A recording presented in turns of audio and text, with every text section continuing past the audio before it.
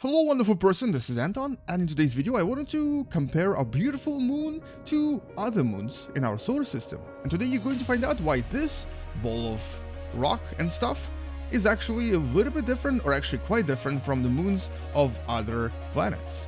Welcome to... Oh. So that happened. Anyway, welcome to What the Math.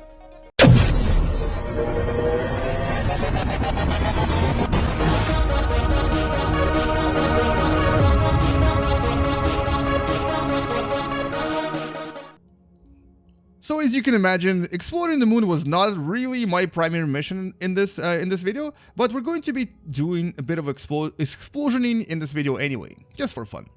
We're going to start by essentially starting a new simulation, placing our moon right here in the middle, and maybe, just maybe for now, disabling the gravity in the game by going into the view here, clicking on show more simulation and changing the gravity to 0, because we're going to place a few of these objects here. Now, first and foremost, our moon is actually the only moon in our solar system that has these unusual black patches everywhere. And these actually appear a lot more often on the near side of the moon, the side that's facing us, than on the opposite side, which you don't really see here right now, but I'm going to accelerate time just so you get to see the other side. So on the other side, there's actually, you'll see there's practically nothing. So these are actually called mare.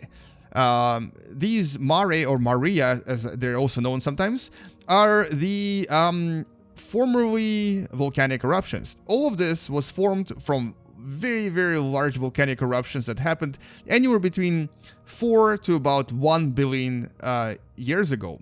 But for the most part, every single one of these dark patches was formed because volcanoes erupted on the moon, and they covered this whole surface with various basaltic rock that was basically molten rock. And they're darker in color because of various metals that are actually inside of this rock. But no other moon in our solar system has these, only our own moon. And we're still not sure why exactly our moon has them, but not other moons. Alright, so that's number one. Or actually, maybe that's the only one. The only thing that makes our moon different. Alright, let's go into the moons here and start with my favorite one, Titan. And I guess in order for us to actually appreciate Titan, we need to go to Saturn first and take a look at where it's located compared to the other moons that are a lot closer to Saturn. So Titan is sort of by itself, and it's the largest moon in this system. So if I were to compare it to all of the other moons, you will notice that Titan is actually the biggest. Second biggest would be Rhea. And the thing about Titan is that it is the only moon known to us to have really thick atmosphere. It also has liquids on the surface. It has lakes, it has oceans, but all of these lakes and oceans are made of various hydrocarbons, basically things that would normally produce fuel on our own planet Earth. So compared to our moon though, so if I were actually to compare this to our own moon, Titan is just a little bit bigger. It's also a little bit more massive, and obviously has very different color and working and functioning atmosphere, and also various sort of liquid cycles, including river cycles, lake cycles, and oceans as well. So it's a very, very cool moon. Our moon in comparison to Titan is a little bit boring. Alright, so that's Titan. Now let's go to the system of Jupiter and take a look at its moons as well and compare them to our own moon. Now we're going to start with the closest Galilean moon, which is basically the moon that's relatively large and was discovered by Galileo in the 17th century, and that's the moon called Io. You can see that it is definitely going to be different from our own moon.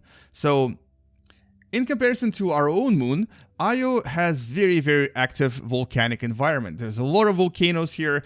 A lot of them actually are very, very active. They create quite a beautiful sight on the other side, on the dark side of Io. And interestingly, they also create one of the rings of Jupiter.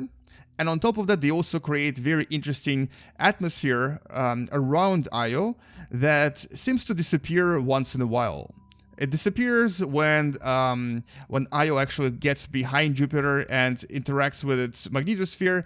And On the other hand, when Io actually does not get any exposure to the sun, so then its very thin atmosphere actually disappears. But nevertheless, what's really interesting about Io is the fact that it has so many active volcanoes, and we've seen eruptions on Io quite a few times now. Alright, now what about the next moon of Jupiter by the name of Europa? Well, how is Europa different from our moon? Well, it does have relatively similar color, but even though their sizes are relatively similar, the composition of Europa is completely different. Europa is made of a very, very large ocean. There's quite a lot of water underneath. There's quite a huge, thick layer of water right underneath this ice here. And because of so much water here, Europa also has a bit of an oxygen leaking off the surface, creating a bit of a thin atmosphere of oxygen that our moon clearly doesn't have. So the combination of oceans and the oxygen makes Europa very unique compared to our own moon, which obviously has no oceans and no oxygen whatsoever. Or at least not atmospheric oxygen. Now we also have Ganymede here, and Ganymede is the third moon and also the largest moon in our solar system. It's even bigger than Mercury in terms of size, but not in terms of mass. And here there's quite a lot of water mixed with rock, and it's basically prevalent throughout the entire surface and also internal structure of this moon. So Ganymede is very interesting and very different from our own moon, is that it's basically rock mixed with water, whereas our moon is just rock mixed with other rock and some iron, but not a lot of it. Here though, it's mostly water and rock. Then we have Callisto, which is the fourth moon of Jupiter, the fourth large moon of Jupiter.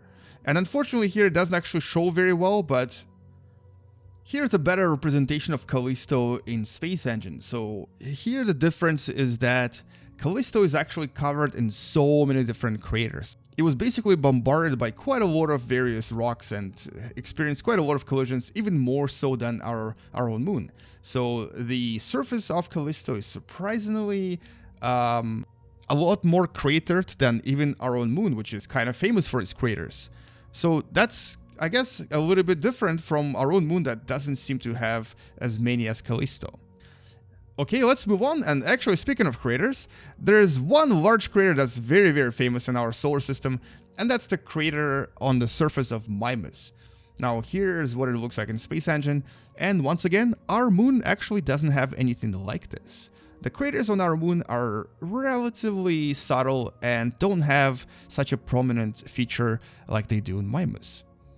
And the other feature that our moon doesn't seem to have, but one of the moons in our solar system does, are the unusual black and white hemispheres of the moon Capitis. Here's actually what it looks like in Space Engine once again, and this is what it looks like in Universe Sandbox. Now, on one hand, this is kind of similar to the features on our moon known as Marea that I showed you in the beginning, but on the other hand, this is a lot more extreme and definitely gives you an idea that a lot of the moons around other planets experience some events that our moon never has, and this is why they look and seem so different from our own moon. Okay, let's move on to the next moon, and here we're going to talk about Enceladus. And Enceladus is yet another moon of Saturn that's actually right here, and it's actually famous for its geysers, which also create one of the rings of Saturn. Now, Enceladus is basically a nice world, contains quite a lot of water, but those geysers, we've actually detected them from very far away, and we're able to take photos of them, and are present on this moon because of various tidal interactions with Saturn. Now, our moon doesn't have geysers, it doesn't have volcanoes anymore, and it doesn't really erupt anything anywhere. So this is definitely a major difference between some of the other moons like Io and of course Enceladus. And when it comes to other surface features, there are a few other moons out there, specifically around Uranus and Neptune, that have very, very, very rough terrain. For example, the moon called Miranda that you see right here orbiting around Uranus is known for its very rugged features. Essentially, it's known as one of the ugliest moons out there. And we think it got those features from various collisions, which our moon doesn't seem to have, mostly probably because it's a little bit more massive than Miranda, but also because it clearly didn't receive such large collisions. And the other moon that has very similar features is Triton. Now you can find Triton around Neptune, and you can find it right away because it's the only moon that orbits against the flow. Now our moon is not a rebel, it orbits pretty much in the same direction as the spin of our planet. Triton, on the other hand, with its relatively ugly surface, orbits in the opposite direction. So this kind of gives you an idea that many of the moons in our solar system are essentially unique, different, and represent completely different environments compared to our own moon. This of course suggests two things. One is that our moon has very unique origin compared to other moons in our solar system. Other is that our moon, which I'm going to actually place right here just so you can actually compare it to the relatively small Triton that's going to be right here. Our moon is not particularly exciting. It is not a place that has a lot of activity. It's not a place that received a lot of activity. And it's also not a place that, well, it's a place that seems to be able to swallow Triton quite easily, but it's definitely not a place that you would be able to find a lot of interesting stuff on. So it doesn't have the atmosphere or the lakes or oceans of Titan, neither does it have really exciting volcanoes of Io or the geysers of Enceladus. But it is nevertheless a very exciting place for us to visit and to possibly establish a colony on, because maybe, just maybe, we'll be able to use this as a kind of a pit stop for exploration of our solar system, and maybe we'll be able to establish a really cool colony here one day where you can come and visit and explore and maybe even play some golf like they did in the 70s when they visited the moon. Anyway, thank you so much for watching, and hopefully you learned something from this video, and hopefully now you know how our moon is different from other moons in our solar system. And if you've enjoyed this video, don't forget to subscribe, and don't forget to share this video with people that enjoy watching space videos or want to learn through video games, and potentially support this channel on Patreon as well, because it does help me make better videos. Now, what will happen in this particular simulation? Well, we need to destroy Earth, of course. And this explosion will very likely also demolish the moon, and look at that, beautiful special effects. Anyway, thank you for watching. I'll see you guys tomorrow. Come back tomorrow to learn something else completely different and something that you might have not known. See you tomorrow, space out, and as always, bye bye.